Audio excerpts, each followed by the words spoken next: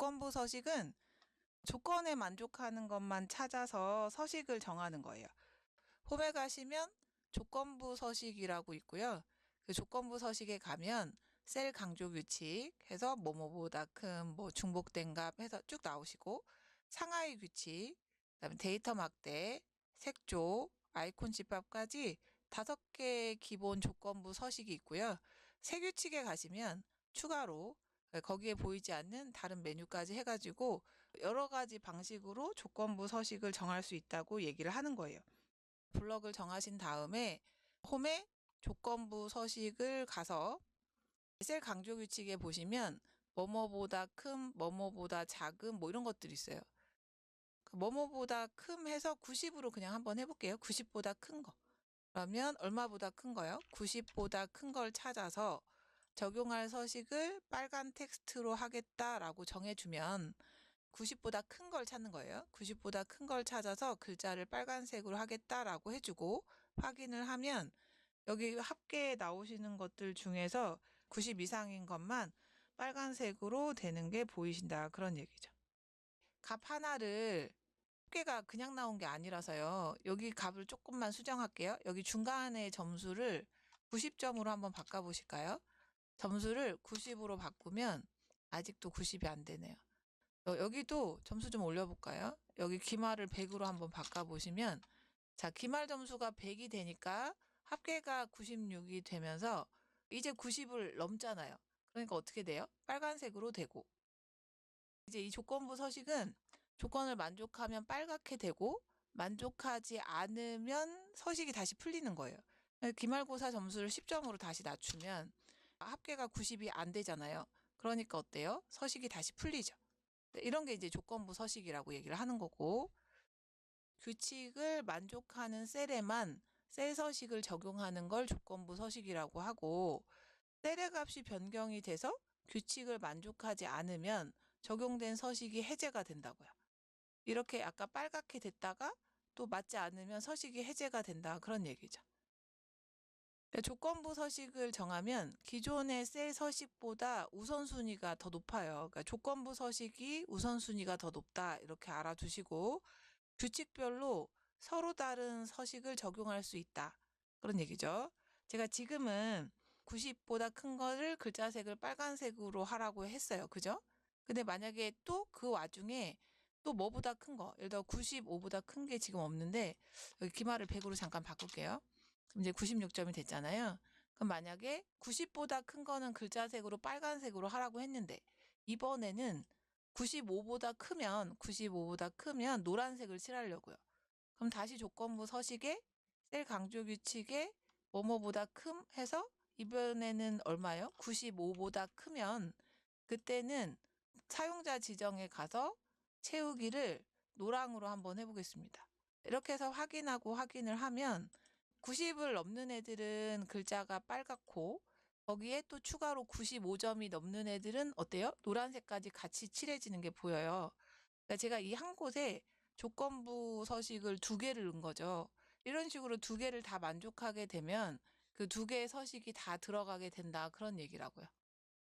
규칙별로 다른 서식을 지금처럼 적용할 수도 있다고 얘기하는 거고 2개 이상의 조건부 서식이 참일 때 지금처럼 이제 둘 다 만족하면 이런 식으로 잘 정해지기는 하는데 만약에 서식에 충돌이 생기는 경우에는 우선순위가 높은 거가 먼저 적용이 된다고 알아두십니다.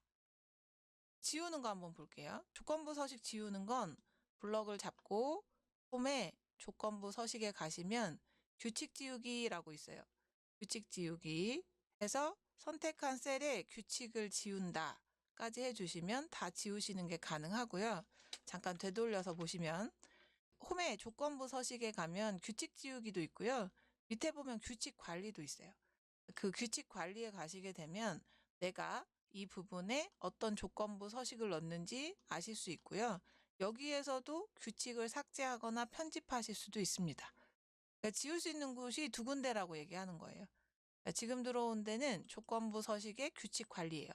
여기서는 규칙을 편집할 수도 있고 삭제할 수도 있고 그 다음에 조건부 서식의 규칙 지우기에서는 규칙을 지우는 것만 하실 수 있는 거죠.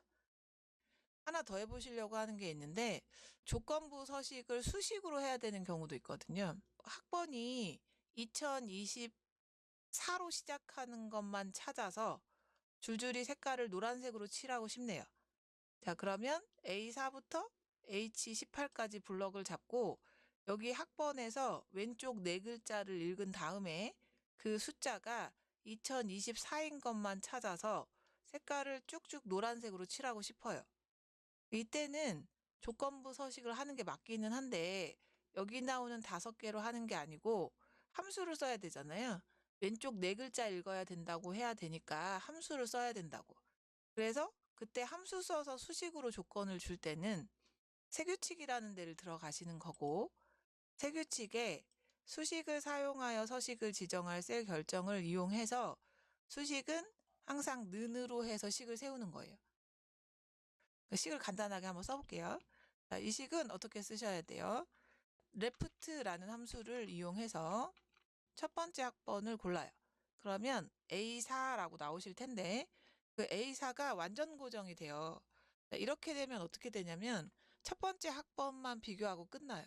근데 저희는 이게 내려가면서 나머지 A4, A5부터 시작해서 A18까지를 전부 다 비교를 해야 되기 때문에 여기 4의 고정을 빼셔야 돼.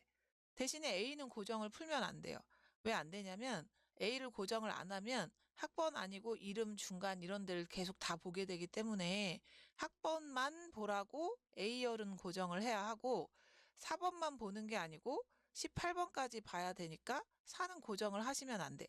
그래서 F4를 한 번, 두 번 눌러서 A는 고정, 4는 고정을 안 하셔야 돼요. 컴마 왼쪽부터 4개를 읽어서 그 값이 2024냐고 물어야 되는데 하나 알아두실 게 있어요. 레프트 함수로 얻어진 숫자들은 숫자가 아닙니다. 원래 레프트는 문자 추출하는 함수이기 때문에 레프트로 얻어지는 2024는 숫자가 아니고 문자예요. 그래서 꼭 큰 따옴표로 묶으셔야 합니다. 레프트 함수를 이용해서 A4를 읽는데 A4, A5, A6 이렇게 읽어야 되니까 4는 고정을 하면 안 된다는 뜻이고요. 자, 그렇게 해서 4개를 읽은 값이 문자 2024하고 같냐고 물어보는 거예요. 그래서 이걸 다 만족하면 노란색으로 칠해라 라는 거를 해주고 싶은 거죠. 다 됐으면 서식을 눌러요. 밑에 서식을 누르고 채우기를 노란색으로 하겠다라고 해서 확인하고 확인하면 이렇게 노란색으로 쭉쭉 칠해지는 게 보이는데 학번에서 앞에 네 글자가 다 2024인 것만 노랗게 되는 게 보인다 이런 얘기죠. 조건부 서식을 규칙을 줄 때 수식으로 해야 되는 경우가 있어요. 그러면 수식은 앞에 반드시 등호로 입력을 하셔야 하고 이퀄로 해야 되고 수식에 맞는 데이터가 행 전체, 지금처럼 이렇게 행 전체에다가 식으로 만들 때는 열, A4였죠. A4.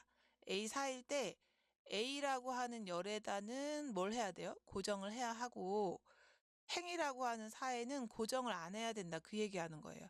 행 전체의 서식을 정할 때는 열에다 고정을 해야 된다는 뜻이고 혹시 이렇게 세로로 또 색깔을 칠해야 될 때가 있잖아요. 그러면 그때는 행번호에다가 달러를 붙여야 된다. 이런 얘기입니다. 저희는 지금 이런 식으로 가로로 색깔을 칠하잖아요. 행 단위로 색깔을 칠하기 때문에 열인 A 앞에 달러를 붙이는 거고 색깔을 혹시 이렇게 세로로 칠해야 되는 경우가 생기면 그때는 이 숫자 4 앞에 달러를 붙여야 된다. 그 얘기예요. 헷갈리시면 안 돼요. 행으로 색깔을 칠해야 되면 열 이름 앞에 달러를 붙여야 된다는 얘기예요. 아까 A4에서 어디에다 붙였어요? A에다 이렇게 달러를 붙였잖아요. 그렇죠? 요 얘기하는 겁니다. 그 다음에 고유 또는 중복값, 상위 또는 하위값 뭐 이런 얘기는 무슨 얘기냐면 조건부 서식을 갔을 때 셀 강조 규칙에 가면 중복값 보이시죠? 중복값.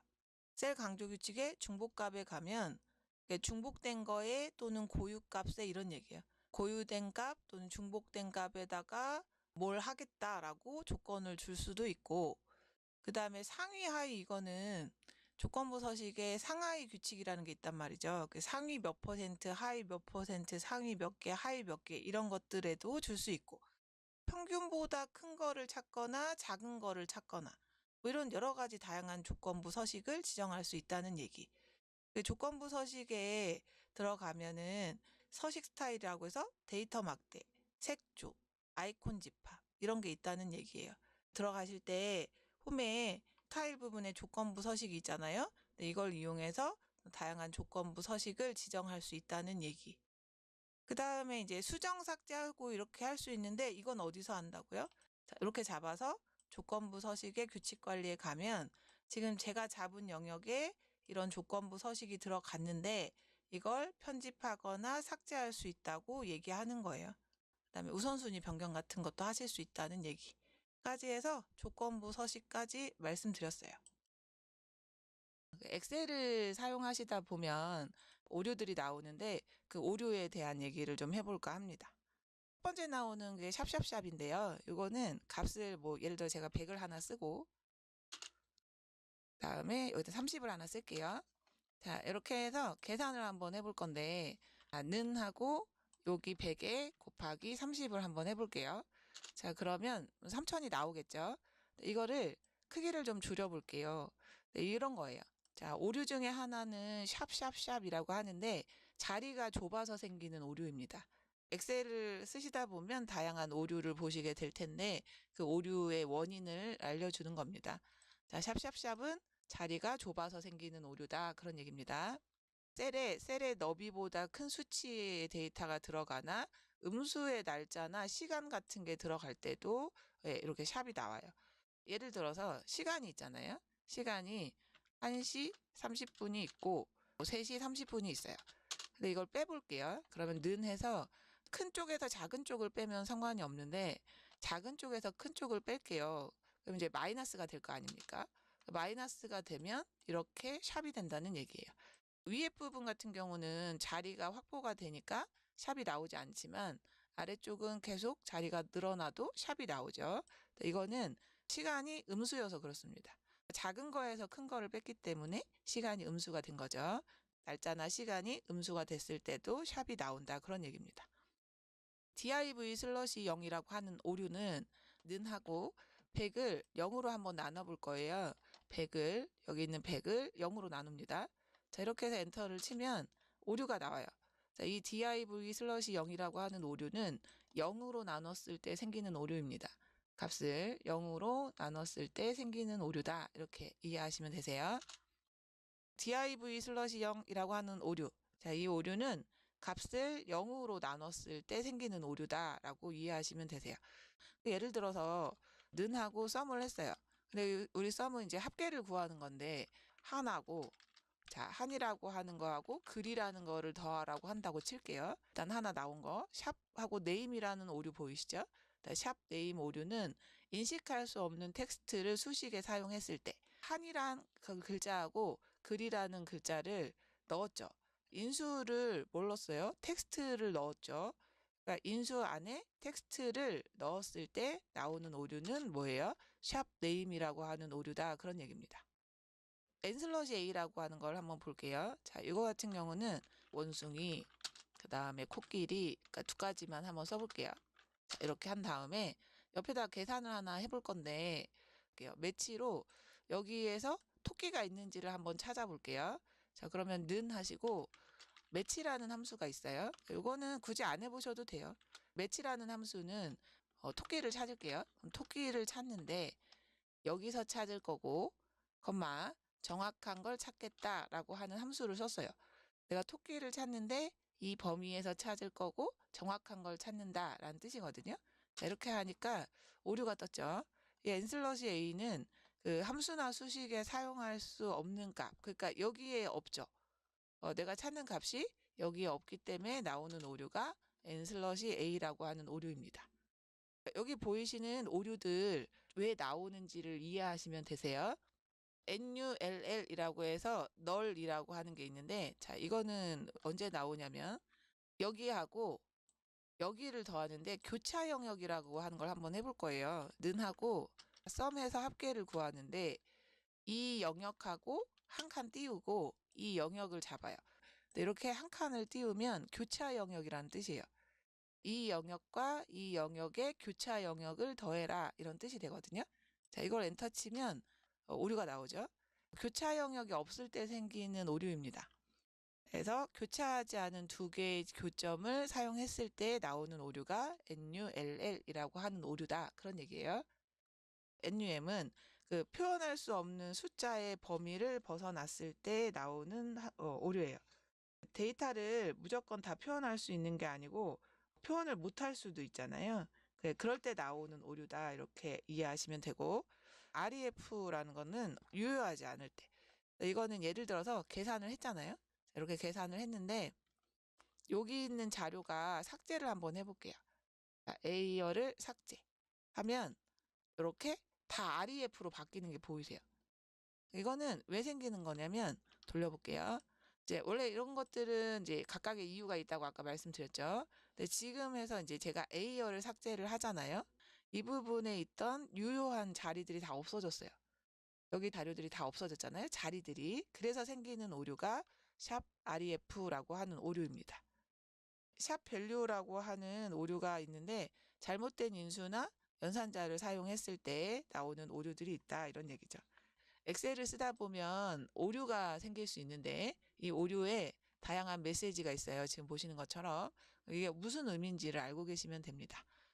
자, 샵샵샵은 셀의 너비보다 큰 숫자가 들어오거나 음수로 된 날짜나 시간이 들어왔을 때, 그다음에 div 슬러시 0은 0으로 나눴을 때 생기는 오류예요. 그다음에 n 슬러시 a는 함수나 수식에 사용할 수 없는 값을 썼을 때, 그다음에 샵 네임은 알 수 없는 텍스트를 수식에 사용했을 때, NULL이라고 하는 오류 보이죠? 교차하지 않은 영역을 줬을 때 생기는 오류고요. NUM이라고 해서 나오는 건 표현할 수 없는 숫자의 범위를 벗어났을 때 생기는 오류. 그다음에 REF는 유효하지 않을 때, 참조된 주소가 유효하지 않을 때 나오는 오류고요. 샵 밸류는 잘못된 인수나 피연산자를 사용했을 때 나오는 오류다. 이렇게 이해하시면 됩니다. 이 100하고 30을 더한다 라고 했을 때, 자, 는 하고 자리를 선택을 해서 계산을 하는데, 자, A1이라고 클릭했을 때 나오는 요 주소는 상대 참조라는 겁니다. 주소가 바뀔 수 있다는 건데 A도 바뀌고 1도 바뀔 수 있다, 이런 뜻이고, 자, 여기서 F4를 한번 눌러볼 건데요. 자, F4를 누르면 A하고 1에 달러가 붙는 게 보이세요? A하고 1에 달러가 붙는데 이 달러 표시가 붙는 거는 고정을 한다는 뜻이에요. 그러니까 A도 고정하고 1도 고정한다, 이런 뜻으로 이해하시고, 다시 F4를 누르면 A에서 달러 앞에가 빠지죠. 이거는 A는 고정을 안 하고 1은 고정한다, 이런 뜻이에요. A는 고정을 안 하고 1은 고정을 한다, 이런 뜻이고, 다시 F4 누르면 이번엔 또 달러가 바뀌잖아요. A는 고정하고 1은 고정을 안 한다는 뜻입니다. 다시 F4를 누르면 원래대로 돌아오는데 이 참조를 바꾸는 키를 F4라고 얘기를 하고요. F4를 눌렀을 때 처음에 달러가 하나도 안 붙는 주소를 상대 참조라고 해요. 달러가 보이지 않는 거, 달러가 붙지 않는 거를 상대 참조라고 하고, 달러가 두 개 다 붙는 걸 절대 참조. 혼합 참조는 A에만 달러가 붙거나 1에만 달러가 붙는 거죠. 그러니까 행에만 붙거나 열에만 붙는 거, 그러니까 한쪽에만 붙는 거라고 생각을 하시면 되는데, 이 참조를 바꾸는 키가 뭐예요? F4입니다.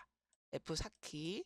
F4키를 이용해서 참조를 바꿀 수 있고, A1이라고 나오는 건 상대 참조. F4 눌러서 달러가 두 개 붙으면 절대 참조.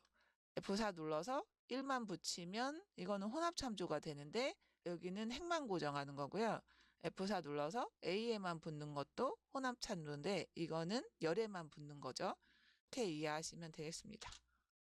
다른 워크시트나 다른 통합 문서를 참조할 때가 있어요. 보시면 는 해서 다른 시트를 하나 선택을 해볼게요. 셀 서식이라는 시트를 선택을 한다고 생각을 하고 셀 서식 누른 다음에 어디를 클릭을 하게 되면, 자, 위에 주소를 한번 보실까요? 이렇게 됩니다. 는 하고 셀 서식 시트의 D9라는 뜻이에요. 보통은 같은 시트에서 계산을 하기 때문에 시트 이름이 붙지 않는데, 시트가 다른 경우에 이렇게 클릭을 하시게 되면 시트 이름에 느낌표가 붙고 D9라고 하는 자리가 생기는 거죠. 이렇게 나오면 셀 서식이라는 시트에 D9를 참조한다, 이런 뜻이 되는 거예요. 시트 이름은 느낌표가 붙어서 나온다는 뜻이에요. 셀 서식 시트에 D9를 참조한다. 이런 뜻이 되는 거죠. 더하기, 그 다음 다른 데 한 군데 더 해볼게요. 다른 데 한 군데 더 클릭을 하고 보니까 어디를 클릭을 하진 않았어요. 시트만 바꿨으니까요. 는하고 셀 서식 시트의 D9에다가 더하죠. 뭐를? 텍스트 나누기라고 하는 시트에 어디를 해야 되는데 제가 그 어디를 아직 클릭을 안 했어요. 식에서 계산을 할 때 시트가 바뀌면 시트 이름이 느낌표로 표시가 된다는 얘기를 하는 겁니다. 다른 워크시트를 참조하는 경우들이 생기죠. 그러면 시트 이름과 셀 주소 사이에 느낌표로 구별이 된다는 얘기예요. 이건 무슨 얘기예요? 시트 1에 있는 A5를 참조한다. 이런 뜻이 되는 거예요. 근데 만약에 시트 이름에 한글, 영문 외에 다른 문자가 있을 경우가 있어요. 그러면 작은 따옴표가 묶어져서 표시가 됩니다. 제가 잠깐 다시 하나 보여드리면 텍스트 나누기 시트를 제가 이름을 일부러 띄어쓰기를 한번 할게요. 텍스트 나누기라고 하는 시트 이름을 일부러 띄었어요. 자, 그러면 다시 보시죠. 자, 는 하고 텍스트 나누기라고 하는 시트를 클릭하고 어딘가 클릭을 한번 해봤습니다. 그러면 어떻게 나오는지 한번 보세요. 아까 텍스트 나누기가 붙어 있을 때는 그냥 텍스트 나누기 시트에 느낌표 어디 이렇게 나왔거든요. 근데 지금은 어때요? 앞뒤에 작은 따옴표가 붙는 게 보이세요? 이게 왜 그런 거냐면 시트 이름에 한글하고 영어 아니고 다른 게 들어가 있죠. 어떤 거요? 띄어쓰기가 들어가 있잖아요. 그래서 앞뒤에 이렇게 작은 따옴표가 붙는 겁니다. 이런 것들을 이해해 주시면 되세요. 또 하나, 그러니까 혹시 이제 다른 통합 문서를 또 써야 되는 경우들이 있잖아요. 다른 통합 문서는 또 어떻게 나오는지 한번 보세요. 새로 만들기를 해서 새 통합 문서를 하나 만들어 놓은 다음에 계산을 다시 한번 해볼게요. 는 하고 이건 파일이 다른 거잖아요. 다른 파일에 어디를 한번 클릭해 보겠습니다. 대괄호로 묶여서 파일 이름이 나와요. 대괄호로 묶여서 파일 이름이 나오고 그 다음에 시트 이름이 느낌표로 나오고 그 다음에 자리 이름이 나옵니다. 같은 파일에서는 시트가 다르면 시트 이름하고 자리만 나오는데 파일이 아예 다른 경우에는 파일 이름이 뭘로 묶여요? 대괄호로 묶입니다. 통합문서가 만약에 아예 다른 통합문서의 자료를 참조할 때는 통합문서 이름에는 뭐가 붙어요? 대괄호가 붙고 그 다음에 시트 이름에는 아까처럼 느낌표가 붙고 그럼 이제 여기 나오는 말은 무슨 말이겠어요? 얘는 매출 현황이라고 하는 파일에 시트 4라고 하는 시트에 B6을 참조한다 이런 뜻이 되는 거예요. 매출 현황 파일에 시트 4라고 하는 시트에 B6을 참조한다 이런 뜻이 된다는 얘기죠. 경로명은 작은 따옴표로 묶어서 표시가 된다까지를 알아두시면 됩니다. 계산을 할 때 는 한 다음에 이런 자리를 선택해서 계산식을 세우는데 이렇게 자리를 클릭하는데 나오는 요 주소를 참조라고 해요. 그런데 이제 달러가 하나도 안 붙는 주소는 상대 참조, F4 눌렀을 때 이렇게 달러가 2개 다 붙는 건 절대 참조, 한 번씩 눌러서 한쪽만 붙는 게 있는데 이 2개는 혼합 참조라고 하고 이렇게 계산을 하다가 다른 시트를 선택해서 어딘가를 클릭을 하게 되면 그러면 같은 시트에서는 시트 이름이 안 붙는데 시트가 다르잖아요. 그러면 이렇게 시트 이름이 느낌표로 붙어서 나온다. 그 얘기 하는 거예요. 더하기 뭐 다른 파일이 있다. 그러면 이제 다른 파일을 눌렀을 때는 그때는 또 어떻게 될 거라고요? 여기에 파일 이름이 대괄호로 묶여서 시트 이름하고 자리까지가 표시돼서 나온다. 이렇게 얘기하는 거죠. 그 다음에 이름정의라는 거를 좀 보실게요. 원래 이제 셀들은 각각의 이름이 있어요. 100을 클릭하면 이름이 뭐냐면 A1입니다. 여기 A 위에 보면 칸이 하나 보이시는데 이 부분을 이름 상자라고 해요. 이름 상자. 이름 상자는 뭐냐면 지금 셀 포인터가 위치한 곳에 이름을 알려주는 곳입니다. 100을 선택했으면 여기는 A하고 1이 만나니까 A1인 거고 이 2개를 이름을 하나 주고 싶어요. 이 2개의 블럭을 정해서 이름을 하나 정하려고 하는데 이름을 정하는 이유는 계산할 때 편하게 하기 위해서 그런 거예요. 이름 정의하는 방법이 3가지가 있는데 일단 하나는 블럭을 정하고 이름 상자에 이름을 쓰는 거예요. 그러니까 예를 들어서 제가 연습이라고 이름을 하나 줘볼게요. 자, 연습이라고 쓰고 엔터를 치면 이 영역이 이름을 갖게 되는데 이 화살표 눌러서 보면 연습이라는 게 생긴 게 보여요. 자, 이걸 누르면 아무 데나 있다가도 연습이라고 하는 범위를 찾아갑니다. 이걸 이름 정의한다고 얘기를 해요. 빈 곳에다 클릭하고 이름 상자 눌러서 연습을 눌러보면 이 범위를 찾아가죠. 이걸 왜 하는 거냐면, 자, 예를 들어서 는 하고 보통 이제 저희가 썸 하잖아요. 그런 다음에 범위를 잡죠. 범위 대신에 연습이라고 하는 이름을 주고 계산을 해도 계산이 된다는 뜻이에요. 그래서 이름을 주는 건데, 보통 같은 곳에서는 이름을 굳이 주지 않아도 되는데, 시트가 다르거나 아니면 파일이 아예 다른 경우에 범위 잡으러 가기가 귀찮잖아요. 그러니까 이름을 줘서 사용을 합니다. 이렇게 연습이라고 하는 이름을 이름 상자로 주는 걸 한번 해봤고, 또 다른 방법은, 자, 수식에 가면 여기 정의된 이름이라고 하는 데가 있거든요. 수식이라고 하는 데를 가시면 정의된 이름이라는 데가 있고, 여기에 가시면 또 이름정의라고 하는 데가 있습니다.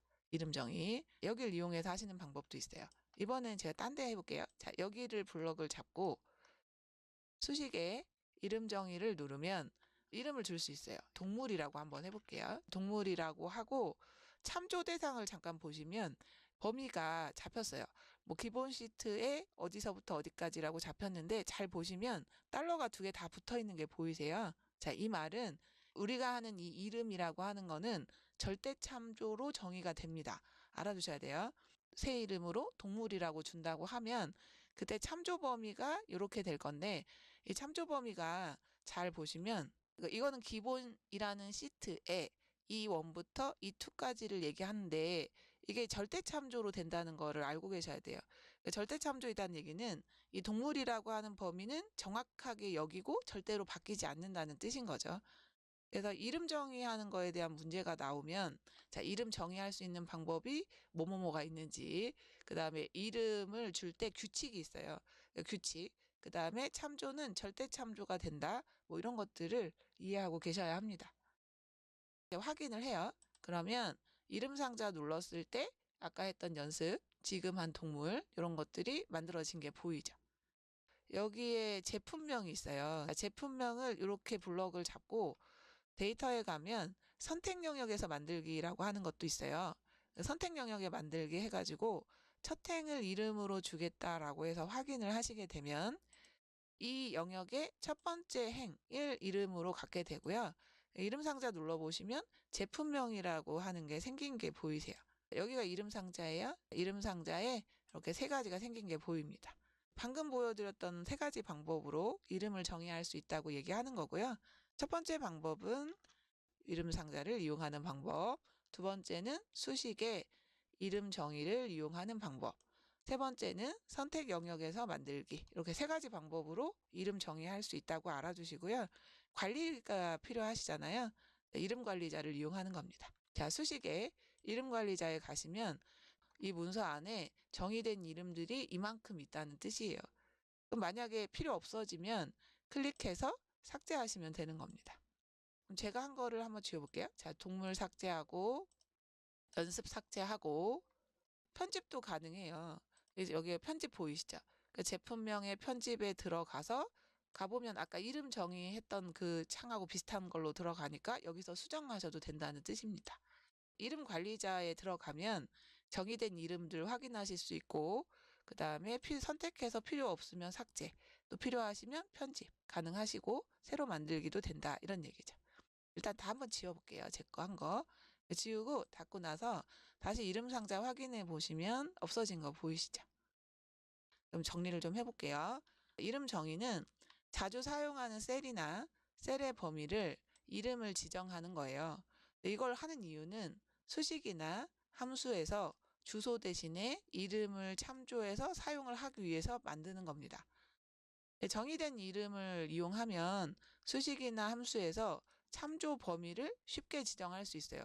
우리가 보통 계산을 할 때 뭐 는하고 함수 쓰고 가로 열고 범위 같은 거 정할 때 이렇게 드래그를 하잖아요. 이렇게 이런 식으로 드래그를 해야 되는데 그 드래그 하는 거 대신에 여기에다 뭘 쓰면 돼요? 정의된 이름을 써주면 된다는 뜻입니다. 그래서 편하다고 얘기를 하는 거죠. 그래서 함수나 수식의 의미를 좀 더 명확히 할 수 있어서 좋고요. 참조는 절대 참조 방식으로 사용이 됩니다. 달러가 붙는다는 얘기예요. 완전 고정으로 해서 절대 변하지 않는 주소를 사용하게 되고, 이제 수식에 이미 입력된 셀 주소를 이름으로 정의해서 아까 금방 말씀드린 것처럼 할 수 있다는 얘기고, 이름 정의하실 때 주의할 사항이에요. 여기다 이름을 정의를 할 때 아무 이름이나 쓸 수 있는 거는 아니고요. 반드시 문자, 그러니까 영어나 한글이나 밑줄 또는 역슬러시로만 시작을 해야 하고요. 숫자로 시작하면 안 된다는 뜻이에요. 여기 부분을 1합계 이렇게 한번 해볼게요. 자, 이 부분을 1합계라고 한다고 치면 이름을 1합계라고 이렇게 이름을 줘요. 그리고 엔터를 치면 안 돼요 라고 얘기하는 거예요. 안 돼요. 왜 안 되냐면 이름 앞에 숫자가 들어가서 안 되는 겁니다.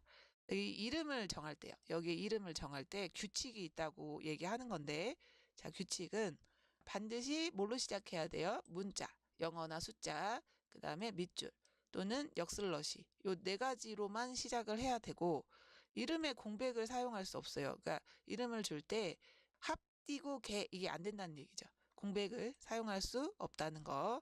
대소문자는 구별을 하지 않아요.